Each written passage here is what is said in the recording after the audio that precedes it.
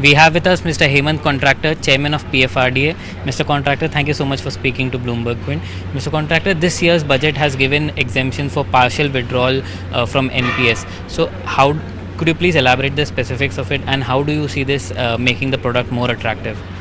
Well, this has been our request with the government to allow tax exemption for partial withdrawals, because these partial withdrawals are allowed only in case of emergencies, like sudden illness in the family, or marriage in the family, or construction of a house, or things like that. Only for such reasons do we allow partial withdrawals to take place, and that too from the subscriber's own contribution.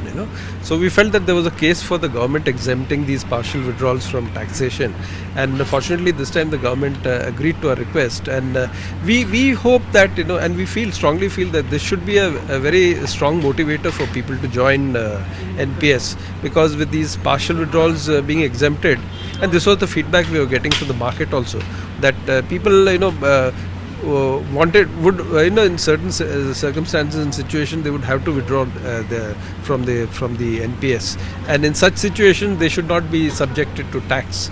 So I think this would be a big attraction for people to join. And Mr. Contractor, what is the total corpus that PFRDA is currently handling, and how do you see it growing in this current financial year and the next year?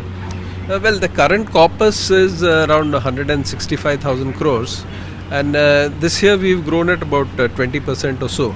And the corpus amount has grown slightly more than that. The subscriber base has grown by about 20%, and we expect to keep growing at these levels in the next year as well.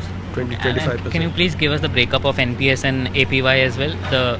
Corpus? The corpus in APY is only about 1,600 crores because that's a scheme which was launched only about a year and a half back, and the subscription amounts are also very low in Atal Pension Yojana. So, but they are gradually building up, and we got now about 43 lakh subscribers in Atal Pension Yojana with a total corpus of 1,600 crores, and that is doing well. And next year, we hope to do hope to see much better growth in Atal Pension. NPS? NPS also. NPS, the current corpus is about 164,000 crores, and there the corpus has grown by about 30% or so this year, and we hope that next year too it will be at the same levels. And what rate do you expect NPS's asset under management to grow in the current year and the next year as well? And the subscriber base as well? Yeah, subscriber base this year has grown by about 20-25% or so, and we expect next year also to grow at the same level on an expanded base. So same levels of growth on an expanded base next year. And you had also suggested some changes in Atal Pension Yojana to the government. So what is the development on that, and what are the changes that? How do you think this will help them? Yeah, we had requested the government for two major changes in the Atal Pension Yojana.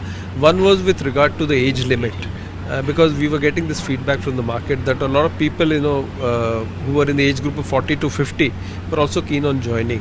So this request is we've placed it with the government. They are looking at it. And the other request was to increase the pension slabs. See, right now the maximum pension that a person joining APY can draw is 5,000 rupees a month. Again, this was the feedback that we were getting from the market, that people were looking to join at higher pension slabs, say up to 10,000 rupees. So that's another request we placed with the government, that the pension slabs could be increased from a maximum of 5,000 to a maximum of 10,000 rupees.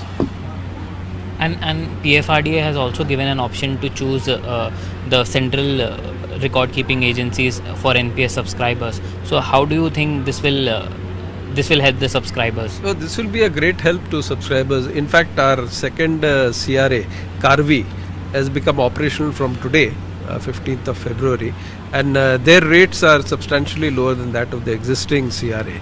So that which is NSDL. So we hope that this contribution will, in fact they have agreed to lower the rates, NSDL has also agreed to lower the rates.